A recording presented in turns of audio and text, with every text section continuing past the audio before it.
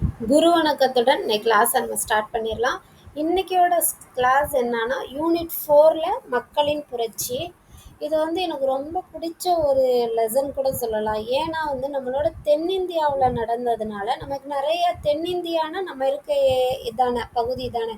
So நமக்கு நிறைய characters நம்ம படிக்கும்போது அவங்களெல்லாம் நம்ம ஆல்ரெடி படித்த ஒரு கேரக்டராக இருக்கும். அவங்க இவ்வளோலாம் செஞ்சுருக்காங்களா அப்படின்றது நமக்கு தெரியாத பல விஷயங்களை நம்ம என்ன செய்ய முடியும், கற்றுக்க முடியும். இதுக்கு முன்னாடி நம்ம படித்தது என்னன்னா, வங்காளத்தில் நவாப் யாருன்னு நமக்கு தெரியாது, டெல்லி சுல்தானியர்கள் யாருன்னு தெரியாது, அப்படிதானே. கர்நாடக நவாப்பு நமக்கு தெரியாது.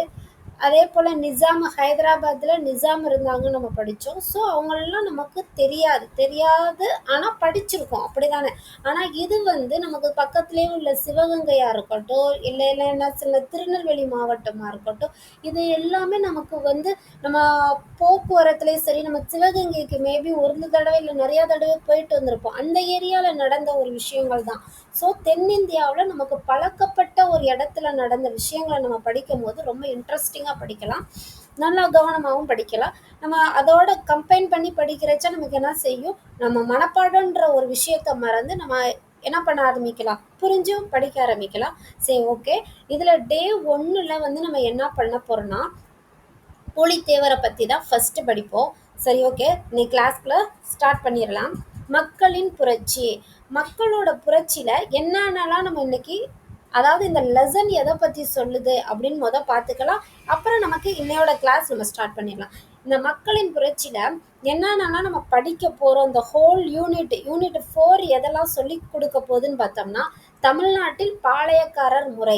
இந்த பாளையக்காரர்னா ஃபஸ்ட்டு யார் அப்படின்னு பார்க்க போகிறோம். யார் பாளையக்காரர்கள் அப்படின்னு பார்க்கலாம். அதில் நம்ம யாரை மெயினாக படிக்க போகிறோம்னா, பூலித்தேவர், கட்டபொம்மன், வேலு நாச்சியார், இவங்களெல்லாம் படிப்போம். மருது சகோதரர்கள் எல்லாத்தையும் படிச்சுட்டே வரலாம். அடுத்து தென்னிந்திய புரட்சி. நான் சொன்னேன் இல்லையா, தென்னிந்தியாவில் நம்ம தென்னிந்திய புரட்சி. அடுத்து வேலூர் புரட்சியின் காரணங்கள். வேலூர் எங்கே இருக்குது, நம்ம தென்னிந்தியாவில் தானே இருக்குது, தெரியும் தானே நிறையா பேர்த்துக்கு. வேலூர் புரட்சியின் காரணங்களும் அதோட விளைவுகள், அந்த புரட்சினால என்ன விளைவு நடந்துச்சு, வேலூர் புரட்சினா என்ன, அப்புறம் அதோட விளைவுனா என்ன அப்படின்னு பார்ப்போம். கடைசி 1857ஆம் ஆண்டு புரட்சியின் காரணங்கள். இந்த 1857ஆம் ஆண்டு புரட்சி நம்ம ஃபஸ்ட்டு இந்த பிளாசி போர் அந்த நடக்கும் போதிலிருந்து இந்த 1857 பெரும்புரட்சி நம்ம படிச்சுட்டே வர்றோம் இல்லையா, அதுதான் இங்கே ஃபைனலாக வரும். என்னன்னு அப்புறம் பார்க்கலாம். ஓகே, இது எல்லாமே நம்ம 1 by 1 நம்ம பார்க்க போகிறோம். ஸ்டார்ட் பண்ணிடலாம். பாளையக்காரர்கள்னா யாரு, எப்படி பாளையக்காரர்கள் தோன்றுறாங்க, ஆரிஜின் ஆஃப் பாளையம். பாளையம்னா என்ன, பாளையங்களின் தோற்றம். சரி, ஓகே.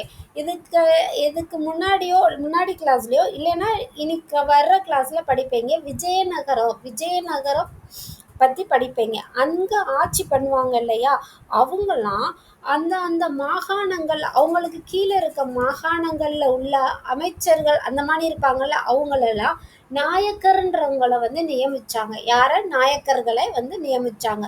அப்படி அங்கிருந்து வந்தவர் தான் விஸ்வநாதர். அவர் எப்போ வர்றாருன்னா 1529 மதுரையோட நாயக்கரா அவர் இங்கே வர்றாரு. யார் மூலியமா, விஜயநகர ஆட்சியாளர்கள் நாயக்கர்களை எல்லா மாகாணங்கள்லையும் நியமிக்கிறாங்க. அதன் வழியா அவர் மதுரையோட மாகாணத்துக்கு நாயக்கரா வர்றாரு. எப்ப, 1529 மதுரையோட நாயக்கரா மாறிடுறாரு. அப்ப அவர் என்ன சொல்றாருன்னா, அவரோட அமைச்சர் இருப்பார் இல்லையா, யாரு, விஸ்வநாதரோட அமைச்சர் கிட்ட, அவர் பேரு அரியநாதனோட கலந்து ஆலோசிச்சு, நம்ம ஏன் அது விஜயநகர பேரரசு அங்க மட்டுமே இருக்கணும், நார்த் சைடு அங்க மட்டுமே இந்த பாளையக்காரர் முறை மட்டும் ஏன் அங்க இருக்கணும், நம்ம அதை இங்க இன்ட்ரடியூஸ் பண்ணலாமா, அது நல்லா வருமா, அந்த மாதிரிலாம் கலந்து ஆலோசித்து 1529 பாளையக்காரர் முறையை ஏற்படுத்துறாரு. யாரு, விஸ்வநாத நாயக்கர். சரி, ஓகே. அதன்படி அவருக்கு கொடுத்த அந்த நாடுல 72 பாளையங்களா பிரிக்கப்பட்டது. எத்தனை பாளையங்களா பிரிக்கிறாங்க, 72 பாளையங்களா பிரிக்கிறாங்க. சரி, ரைட்டு. 72 பாளையமா பிரிக்கிறாங்க இல்லையா, அப்போ ஒவ்வொரு பாளையத்துக்கும் அதை நிர்வகிக்கிறதுக்கு ஒரு ஆள் தேவை இல்லையா, அவர் பேர் தான் பாளையக்காரர். அந்த பாளையத்தோட உரிமையாளரும் அவரே. புரியுதா? பாளையம்னா என்ன, பாளையக்காரர்னா என்னன்னு புரியுதா? இந்த விஸ்வநாதன் நாயக்கர் 72 பாளையமா பிரிக்கிறாரு. அந்த 72 பாளையத்தையும் ஒவ்வொரு பாளையத்துக்கும் ஒவ்வொரு பாளையக்காரரை நியமிக்கிறாரு. இவ்வளவுதான் விஷயமே. இந்த பாளையக்காரர்கள் என்ன பண்ணுவாங்கன்னா, அவங்கள நியமிச்சது யாரு? மதுரை நாயக்கர், அதாவது விஸ்வநாத நாயக்கர் தானே, அவர் தானே. ஸோ என்ன பண்றாங்கன்னா, அவங்களுக்கு இராணுவ உதவியும் மற்ற என்ன உதவி கேட்டாலும் முழு மனசோட செய்யறாரு. ஏன்னா அவர் நாயக்கர், அவர் தான் இவங்க எல்லாத்தையுமே என்ன செய்யறாரு, ஒரு பாளையக்காரரா இன்ட்ரோடியூஸ் பண்றாரு. நீ இந்த பாளையத்தை வச்சுக்கோ, நீ இந்த பாளையத்தை வச்சுக்கோ அப்படி சொல்லி ஒரு 72 பாளையமா பிரிச்சு ஒவ்வொரு பாளையத்துக்கும் ஒவ்வொருத்தரையா என்ன செஞ்சுக்கிறாங்க, நியமிக்கிறாங்க. சரி, ரைட்டு. இனி அடுத்து படிக்கும் போது இந்த பாளையமும் உங்களுக்கு புரிய ஆரம்பிச்சிடும், ஃபுல்லா புரியும். சரி, ஓகே. அப்ப இந்த பாளையக்காரரோட வேலை என்ன அப்படின்னு பார்த்தோம்னா, மக்கள்கிட்ட இப்ப இந்த 72 பாளையருக்கும் ஒவ்வொரு பாளையத்துக்கும் ஒவ்வொரு பாளையக்காரர் இருக்காங்க. இப்போ ஒரு பாளையத்துல என்ன பண்றாங்க, ஒரு பாளையக்காரர் வரியெல்லாம் வசூல் பண்ணி 3 பங்கு வரி வசூல் பண்றாங்கன்னா, அந்த 3 பங்குல ஒரு பங்கு அந்த மதுரை நாயக்கருக்கு கொடுத்துருவாரு. ஏன்னா அவர் தானே இவங்க எல்லாத்தையும் பாளையக்காரரா மாத்திருக்காங்க. ஸோ மதுரை நாயக்கருக்கு ஒரு பங்கு கொடுக்கணும். அடுத்த ஒரு பங்கை இராணுவத்துக்கு செலவு பண்ணணும். இராணுவத்துக்குன்னு தனியா எடுத்து வச்சிருவாங்க. மீதி உள்ள ஒரு பங்கை அவங்களோட சொந்த செலவுக்கு வச்சுக்கலாம். யாரு? பாளையக்காரர்கள். புரிஞ்சிருச்சா? 3 பங்குல முதல் பங்கு என்ன பண்ணணும், மதுரை நாயக்கருக்கு கொடுத்துடணும். 2வது பங்கு இராணுவ செலவுக்கு கொடுத்துடணும். 3வது மீதி இருக்கத அவங்க சொந்த செலவுக்கு எடுத்துக்கலாம். இதுதான் பாளையங்களின் தோற்றம். இப்படிதான் ஒரு பாளையம் உருவாச்சு. யார் மூலியமா உருவாச்சு? விஸ்வநாத நாயக்கர் மூலமா மதுரையில பாளையக்காரர் முறை தோன்றுச்சு. Okay, right. நெக்ஸ்ட் பார்க்கலாமா? இப்ப பாளையக்காரரோட புரட்சி. சரியா? பாளையக்காரர்களின் புரட்சின்னா என்ன அப்படின்னு நம்ம பார்ப்போம். பாளையக்காரர்கள்னா யாருன்னு பார்த்துட்டீங்க. ஏன் பாளையக்காரர்கள் புரட்சி பண்ணாங்க அப்படின்றத அடுத்து பார்ப்போம். 17, 18ஆம் நூற்றாண்டை பொறுத்தவரையும் தமிழ்நாட்டோட அரசியல்ல யார் முக்கிய பங்கு வகிச்சான்னு பார்த்தோம்னா, நம்மளோட பாளையக்காரர்கள். இப்ப படிச்சோம் இல்லையா, அந்த 72 பாளையம், இந்த 72 பாளையத்தையும் நிர்வகிப்பாங்க இல்லையா அந்த பாளையக்காரர்கள், அவங்க தான் தமிழ்நாட்டு அரசியல்ல பயங்கர ஒரு முக்கிய பங்கு வகிச்சாங்க. அவங்க எப்பயுமே அவங்கள்ட்ட உள்ள ஒரு கேரக்டர் என்னன்னா, அவங்கள சுதந்திரமானவர்களா கருதி கொண்டார்கள். ஃப்ரீடமா இருக்கணும். ஸோ நான் யார் பேச்சுக்கும் ஒபே பண்ற கேரக்டர் கிடையாது. நான் ஃப்ரீடமா இருப்பேன், நான் சுதந்திரமானவனா தான் இருப்பேன் அப்படின்னு அவங்கள சுதந்திரமானவர்களா அவங்க எப்பயுமே கருதிக்குவாங்க. சரி, ரைட்டு. 72 பாளையம் நான் சொன்னேன்ல, அதை 2 பாளையமா பிரிக்கிறாங்க. இந்த 72 என்ன செய்யறாங்க, எப்படி பிரிக்கிறாங்க? 2 பாளையமா பிரிக்கிறாங்க. கிழக்கு பாளையம், மேற்கு பாளையம். சரி, ஏன் 2ஆ பிரிக்கிறாங்கன்னா, 72ஐயும் மொத்தமா பார்க்க முடியாது இல்லையா? ஸோ அந்த 72 2ஆ பிரிச்சு கிழக்கு பாளையம், மேற்கு பாளையம். இந்த கிழக்கு பாளையம்னா யார் ஆட்சியின் கீழே வரும், யாரோட இதுக்கு கீழே வரும் பார்த்தோம்னா, நம்மளோட கட்டபொம்மனோட ஆட்சியின் கீழே வரும். எது? கிழக்கு பாளையம். மேற்கு பாளையம்னா பூலித்தேவரோட ஆட்சியின் கீழே மீதி உள்ள பாளையங்கள்லாம் வரும். அதாவது 36 பாளையம், இந்த பக்கம் 36, அந்த பக்கம் 36. சரியா? 36. இந்த 36க்கு ஒரு டீம் லீடர் மாதிரி வச்சுக்கோங்களேன். கிழக்கு பாளையம் தனியா, மேற்கு பாளையம் தனியா இந்த 72 பிரிக்கிறாங்க. 72ல பாதி பாதியா பிரிச்சு அப்படி வரும் 36. இந்த 36க்கு கட்டபொம்மன். எதுக்கு? கிழக்கு பாளையத்துக்கு கட்டபொம்மன் ஆட்சியின் கீழே எல்லாரும் வரணும். மீதி இருக்க மேற்கு பாளையத்துக்கு பூலித்தேவரோட கட்டுப்பாட்டின் கீழே என்ன செய்யணும், எல்லாரும் பாளையத்தை நிர்வகிக்கணும். இதுதான். புரிஞ்சிருச்சா? இப்ப எங்க பிரச்சனை ஸ்டார்ட் ஆகுதுன்னா, ஆங்கிலேயருக்கு என்ன பண்ண மாட்டாங்க, நான் வரி செலுத்த மாட்டேன்னு, கப்பம்னா வரி செலுத்த முடியாதுன்னு என்ன செய்ய ஆரம்பிக்கிறாங்க, கிளர்ச்சியில ஈடுபட ஆரம்பிக்கிறாங்க. ஆங்கிலேயருக்கு ஏன் வரி கட்ட மாட்டோம்னா, இவங்கெல்லாம் தங்களை சுதந்திரமானவர்களா நினைச்சிருக்காங்களா, கருதிக்கிட்டாங்களா? நீனே வேற நாட்டுல இருந்து எங்க நாட்டுக்கு வந்திருக்க, எங்க நாட்டுல உட்கார்ந்துக்கிட்டு எங்கள்கிட்ட நீ காசு கேட்டா நாங்க கொடுக்கணுமா? அந்த மாதிரி ஒரு திங்கிங். அவங்க யோசிச்சது கரெக்டான விஷயம், 100க்கு 1000 மடங்கு கரெக்டான விஷயம். நீ வெளிநாட்டுல ஏதோ ஒரு இடத்துல இருந்து நீ வந்திருக்க, வித்தவுட் பெர்மிஷன்ல வந்துட்டு நீ ஏன் நாட்டு மக்கள்கிட்டே வரி வாங்கி பத்தாக்குறைக்கு என்னையும் நீ வரி செலுத்த சொல்லுவியா அப்படின்னு கேட்கறது ஒரு நியாயமான விஷயம்தான். அதனால என்ன பண்றாங்க, நம்ம பாளையக்காரர்கள் வரி செலுத்த முடியாதுன்னு கிளர்ச்சியில ஈடுபடுறாங்க. இந்த 1792 கர்நாடக உடன்படிக்கையா ஆங்கிலேய அதிகாரம் பாளையக்காரர் மீது செலுத்தப்பட்டது. இந்த இடத்துல இந்த 1792 கர்நாடக உடன்படிக்கை எதை மீன் பண்ணுதுன்னு பார்த்தீங்கன்னா, இந்த ஸ்ரீரங்கப்பட்டினம் உடன்படிக்கை லாஸ்ட் யூனிட்ல நம்ம பார்த்தோம், ஞாபகம் இருக்கா? திப்பு சுல்தானோட மகன்கள் ஒரு ஸ்ரீரங்கப்பட்டினம் உடன்படிக்கை போட்டு திப்பு சுல்தான் மகன்களை முதற்கொண்டு என்ன பண்ணிடுவாங்க, 2 மகன்களை எனக்கு கொடு, இவ்வளோ கோடி சொத்து கொடு, இவ்வளோ பங்கு இந்த நாட்டில் பாதி பங்கு எனக்கு கொடு, அந்த மாதிரிலாம் போட்டதாங்களா ஸ்ரீரங்கப்பட்டினம் உடன்படிக்கை. அது மூலம் என்ன பண்ணுறாங்க, திப்பு சுல்தான் வந்து நவாப்போட ஆட்சி முடிவுக்கு வந்து ஆங்கிலேயர்கள் வந்து வின் பண்ணிட்டாங்க. அதுக்கு முன்னாடி ஹைதர் அலி இருந்தவரையும் கொஞ்சம் அடக்கி வாசித்துக்கிட்டு இருந்தாங்க. எதனால, ஒரு ஓகே நவாப் ஒரு அவங்களெல்லாம் தாண்டி நம்ம வந்து இந்தியாவுக்குள்ள வர்றது கொஞ்சம் கஷ்டம், ஸோ அப்படின்னு இருந்தாங்க. இவங்கெல்லாம் திப்பு சுல்தானே தோக்கடிச்சு கொஞ்சம் வந்ததுக்கப்புறம் என்ன ஆரம்பிச்சுட்டாங்க, ஆங்கிலேயர்கள் நீங்கள்லாம் உங்கள்கிட்ட அதிகாரம் செலுத்த வேணாம், நாங்களே டைரக்டாக வரியை வாங்கிக்கிறோம் அப்படின்னு சொல்லி அந்த உடன்படிக்கைக்கு அப்புறமா தான் ஆங்கிலேயர்களே வரி வசூல் செய்யும் உரிமையை பெறாங்க. அதுக்கு முன்னாடி வரையும் நவாப்புகள் தான் என்ன பண்ணுவாங்கன்னா இந்த பாளையக்காரர்கள்ட்ட வரி வசூல் செஞ்சுக்கிட்டு இருந்தாங்க. இப்போ ஆங்கிலேயர்கள் வரி வசூல் பண்ணுற உரிமையை பெற்றாங்க. இது மூலமாக பாளையக்காரர்களோட புரட்சி வெடிக்குது. போங்க உங்கள் நாளில் எங்கள் நாளில் என்ன செய்ய முடியாது, வரி கட்ட முடியாதுன்னு ஸ்டார்ட் பண்ணுறாங்க.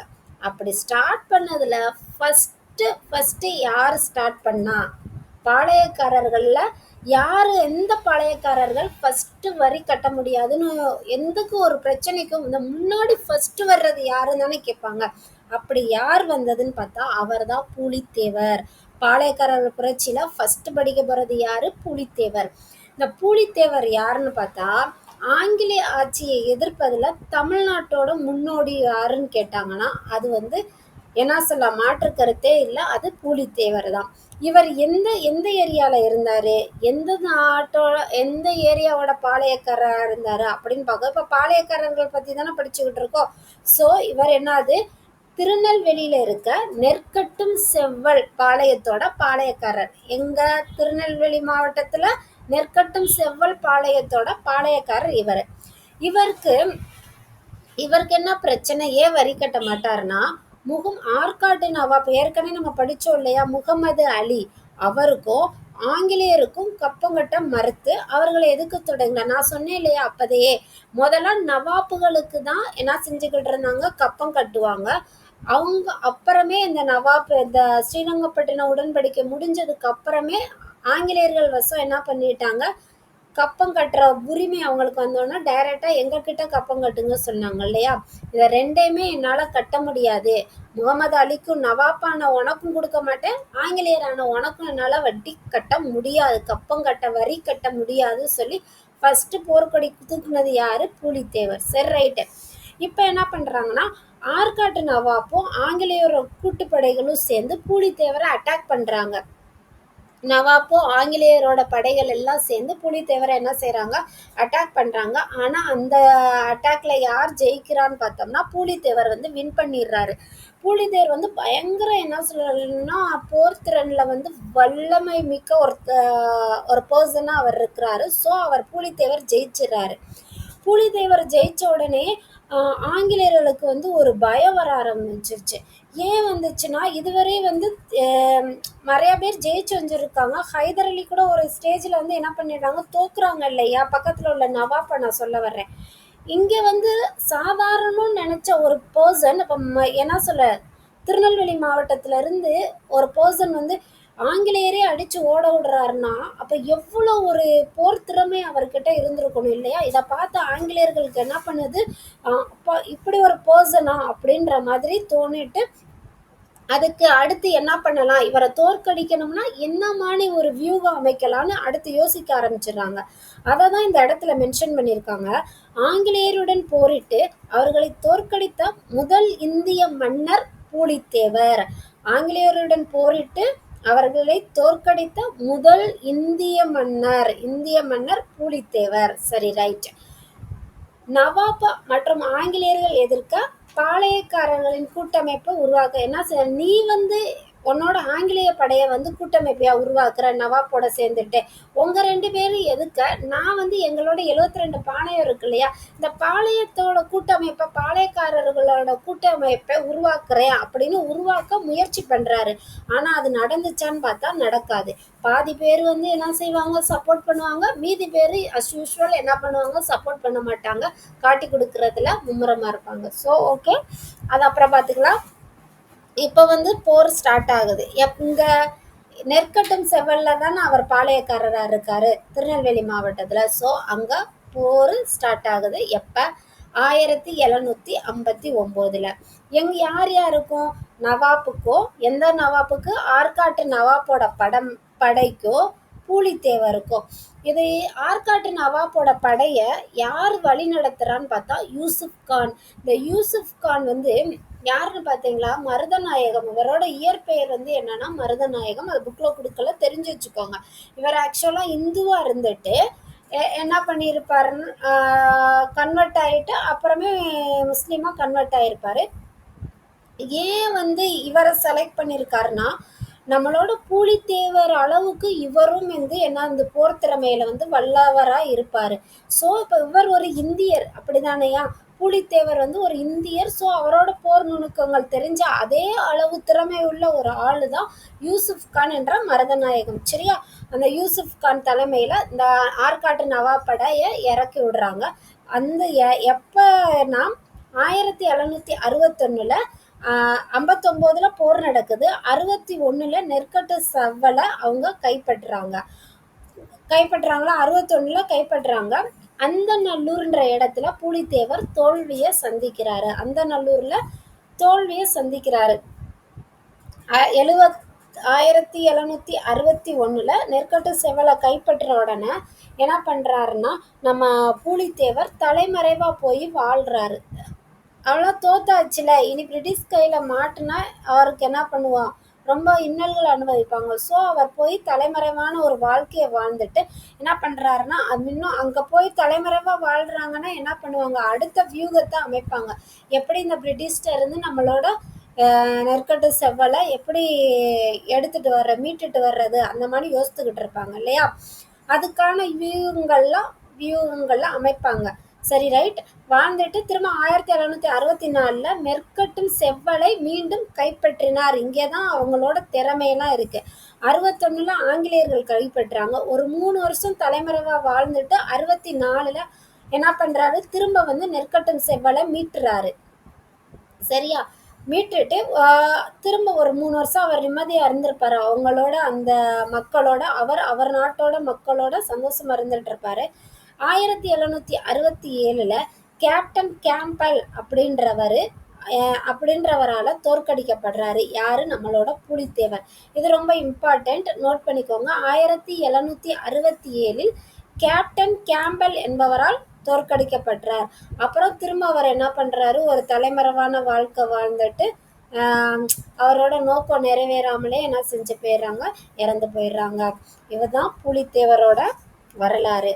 இந்த நம்மளோட ஆங்கில ஆட்சிக்கு எதிராக வந்து ஃபஸ்ட்டு என்ன பண்ணி ஒரு ஃபைட் பண்ணி ஜெயிச்ச ஒரு இந்திய மன்னன் வந்து நம்மளோட பூலித்தேவர். நாளையோட கிளாஸில் வந்து நம்ம அடுத்து வீரபாண்டிய கட்டபொம்மனை பார்க்கலாம். இந்த கிளாஸ் பிடிச்சிருந்துச்சுன்னா ப்ளீஸ் சப்ஸ்கிரைப். உங்கள் ஃப்ரெண்ட்ஸ்கிட்ட வந்து இந்த மாதிரி ஒரு கிளாஸ் நடக்குது பாருங்கள். உங்களுக்கு யூஸ்ஃபுல்லாக இருந்துச்சுன்னா சொல்லுங்கள். தேங்க்யூ, நன்றி, பாய்.